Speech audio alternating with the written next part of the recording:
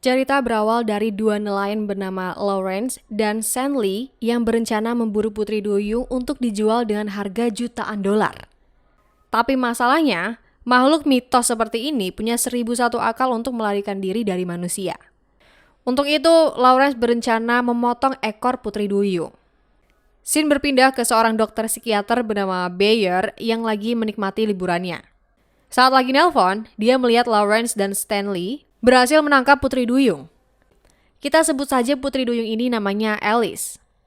Seperti rencana, Lawrence dan Stanley segera mengambil kapak dan senapan untuk menyandera Alice. Saat Stanley berusaha mengikat Alice, tapi dia yang malah ikut terjun ke laut karena Alice berhasil melarikan diri. Lawrence mencoba menyelamatkan Stanley dengan menembak ke arah Alice. Tapi sayangnya, Lawrence salah sasaran dan Stanley wassalam di tempat. Lawrence kembali memasang jaring ke dasar laut dan berhasil menangkap Alice. Gak mau mengulang kesalahan yang sama, Lawrence langsung memukul kepala Alice biar pingsan. Bayer yang merasa janggal melihat perilaku Lawrence diam-diam berenang ke kapal itu. Di sana Putri Duyungnya sudah ditahan dan Lawrence langsung memisahkan ekor dan badannya, lalu menyimpan Putri Duyungnya di tempat penyimpanan ikan. Dia mengetahui Bayer yang sembunyi di kapalnya. Biar gak mencurigakan, Bayer beralasan mau membeli Putri Duyung. Saat keduanya lagi asik nego harga, tiba-tiba ekor Putri Duyungnya jatuh ke laut. Hal itu memberikan kesempatan Bayer untuk menghabisi Lawrence. Scene berpindah di rumah psikiater Dr. Bayer yang ditinggali beberapa pasiennya yang mengidap gangguan jiwa. Bayer juga meneliti perkembangan Alice. Mulai dari kondisinya yang terpuruk, tiba-tiba muncul semacam kepompong untuk merubah ekornya menjadi kaki, hingga pada akhirnya Alice dipindahkan ke rumah Bayer. Walau sudah punya kaki, Alice gak bisa jalan. Di suatu malam, penghuni rumah Bayer dikagetkan dengan suara Alice. Hantu perempuan penghuni rumah Bayer yang kita panggil Lina segera mengecek ke kolam renang. Lina kaget Alice bisa ngelihat dia, sementara Alice takut dan nyemplung ke dalam kolam renang. Lina memberitahu salah satu temannya dan dia ingin membantu Alice. Begitu tahu ada kursi roda yang disimpan di rumah ini, Lina diam-diam memberikannya pada Alice. Keesokan harinya, Alice didatangi oleh kepala perawat bernama Sandra. Lina juga ada di sana untuk menemani Alice, tapi Sandra nggak bisa lihat Lina. Di saat Sandra mencoba dekat dengan Alice, dia baru menyadari kalau Alice itu bisa bahasa isyarat. Di saat semua pasien ngumpul dan ricuh sendiri di ruang tengah, Lina tetap mencoba membuat Alice nyaman dengannya. Di hari itu, seorang dokter bernama Myler datang ke rumah Bayer atas permintaan Sandra. Dalam sekali lihat, Myler tahu kalau Alice mengalami trauma berat.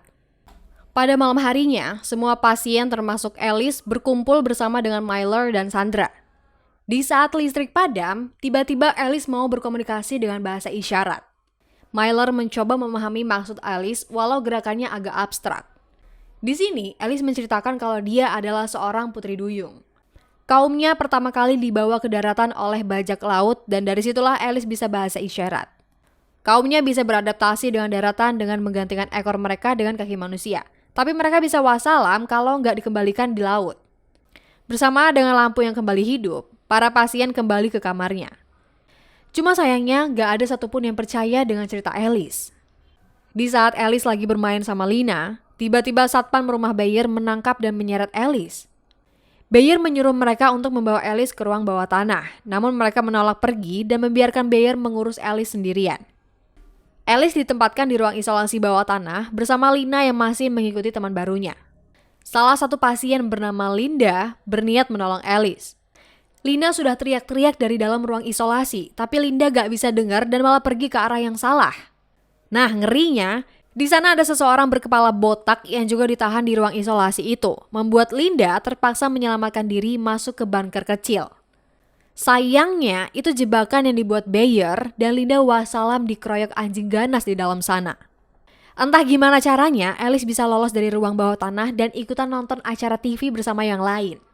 Lalu tak lama, Alice mulai menjalani tes yang diawasi oleh Bayer di ruang kerjanya.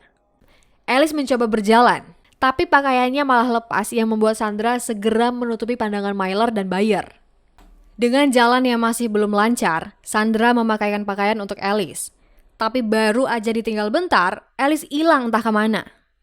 Rupanya, Alice pergi ke kamar Ciwi-Ciwi dan memecahkan jendela dan keluar dari rumah Bayer diikuti dengan yang lainnya. Singkat cerita, Alice dan yang lain sampai di danau hutan yang bercampur dengan lumpur. Mereka hendak menikmati berendam di danau, tapi malah kedinginan dan memutuskan untuk kembali ke rumah Bayer. Salah satu ciwi yang bernama Reina masih menunggu dan memberikan jaket pada Alice yang asik berendam sendirian. Besoknya, Reina kehilangan jejak Alice karena kakinya sudah berubah menjadi ikan. Lina yang masih setia menemani Alice pun rela mengambil kursi roda dari rumah Bayer dan membawanya ke lautan. Apesnya, Alice bertemu dengan Bayer dan Sandra yang kebetulan lagi lewat. Udah deh, Bayer langsung nabrakin kursi roda dan membawa Alice kembali ke rumahnya. Sementara Alice hendak ditenangin, ciwi-ciwi dikurung di ruangan bersama salah satu satpam yang lagi memperbaiki jendela yang pecah. Wanita bernama Margaret niatnya mau ngasih suntik penenang ke Alice. Tapi dia malah terlempar oleh ekornya Alice yang bikin leher Margaret mendadak mati rasa. Wah, auto wassalam tuh. Bayer menyuruh salah satu satpam untuk menggotong Alice ke dalam mobil. Tapi dia juga menghabisi anak buahnya sendiri. Takut ikutan dihabisi, Sandra sembunyi bersama ciwi-ciwi yang lain dan menenangkan mereka untuk tidak berisik. Mereka berhasil mengelabui Bayer dan beberapa dari mereka kabur dari rumah. Tapi ada juga beberapa yang bernasib malang karena dihabisi oleh dokternya sendiri. Bayer membawa Alice ke kapal pribadinya untuk dibedah. Lina yang ada di sana berusaha menolong Alice untuk mencari bantuan. Sementara itu Sandra berhasil menyusul ke pelabuhan dan menyusup masuk ke dalam kapal Bayer. Di situ Sandra mendapat pistol dan beberapa berkas korban eksperimen ilegal Bayer, di mana Lina juga jadi salah satu korbannya. Suara Alice terdengar di balik rak buku belakang Sandra. Dia berhasil masuk ke dalam ruang eksperimen rahasia milik Bayer. Dengan pistol yang dibawa, Sandra menembak tangan Bayer, dibantu Alice yang menekan kepala Bayer hingga melubangi kapal.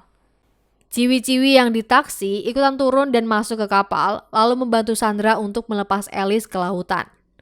Tapi sayangnya, Sandra dan yang lain malah terjebak di dalam kapal karena pintunya macet. Sandra dan Jun ngide untuk membuka dinding ruangan jasad hasil eksperimen Bayer. Saat kapal mulai tenggelam, Bayer masih hidup dan mencoba menghabisi salah satu dari mereka. Untungnya, Alice datang menyelamatkan dengan ngajak gelut Bayer hingga orangnya pingsan. Kapal terombang-ambing di tengah lautan, sementara oksigen semakin menipis. Dengan ekornya, Alice berhasil menjebol atap kapal. Di akhir cerita, Sandra dan ciwi-ciwi yang tersisa akhirnya selamat dan terdampar di sebuah pulau. Alice datang untuk berterima kasih kepada semuanya, terutama Lina yang sudah menjaganya selama ini. Alice akhirnya kembali ke laut dan menghabisi Bayer yang masih hidup di tengah laut. Jadi itulah film Mermaid Down, di mana kisah gelap fantasi Putri Duyung yang jadi sindiran untuk orang-orang yang mengeksploitasi biota laut tanpa peduli alam. Gimana menurut kalian? Tulis pendapat dan request film dari kalian di kolom komentar. Terima kasih buat yang sudah menonton. Bisa kali ya klik like-nya, subscribe yang belum, dan nantikan arus film lain dari kami.